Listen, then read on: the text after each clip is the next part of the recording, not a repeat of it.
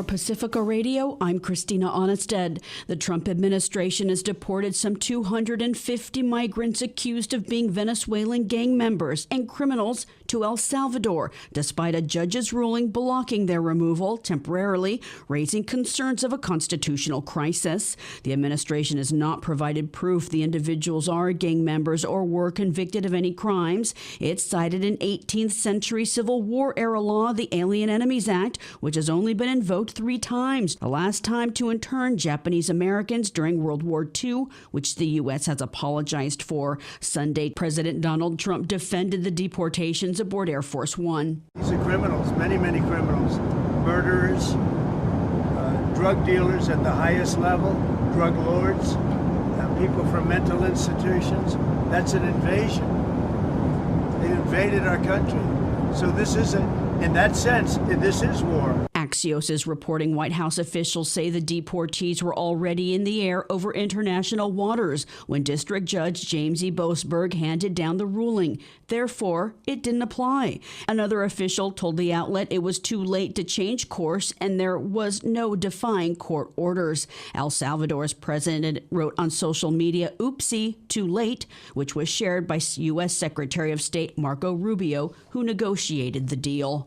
The Trump administration has flouted other deportation legal proceedings as well, deporting Dr. Rasha Alawea, a kidney specialist who was reportedly holding a valid U.S. visa back to Lebanon, despite a judge's ruling ordering a 48-hour notice before any deportation. That case gets a hearing today.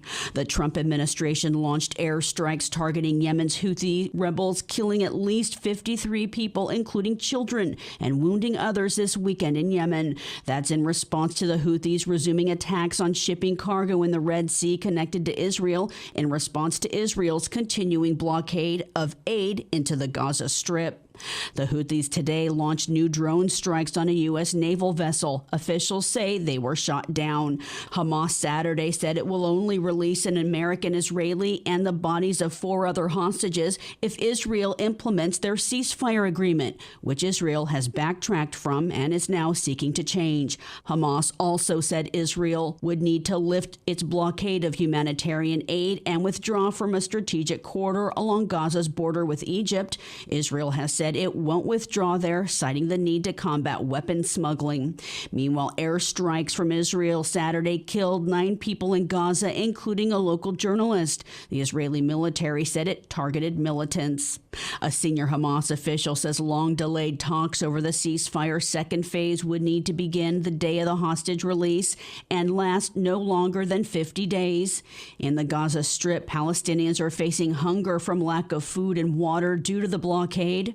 Officials say they no longer have enough fuel to pump water. Pacifica's Rami Amagari reports from Gaza. Mohammed Al-Tawil, a local resident of Gaza City, says the blackout along with the lack of aid supplies are meant to force the population out. The cutoff of water and electricity that's being imposed on us goes along with Trump's plan for transferring us. However, whatever they impose on us will not push us to leave, and we are determined to stay here. Recently, Israeli authorities decided to cut off electricity to a key water desalination plant in the south of Deir al-Balah town in central Gaza Strip. The plant served more than 200,000 Palestinian residents. In addition, Gaza's only power plant, which supplies 45% of power, was forced to stop functioning due to lack of a fuel. For Pacifica Radio, I am Rami Al-Mighari in Gaza. Hundreds rallied in Tel Aviv over the weekend demanding the release of remaining hostages in Gaza. Meanwhile, Prime Minister Benjamin Netanyahu says he will seek to dismiss the head of the Internal Security Service. It comes as the Shin Bet investigates close aides of the Prime Minister.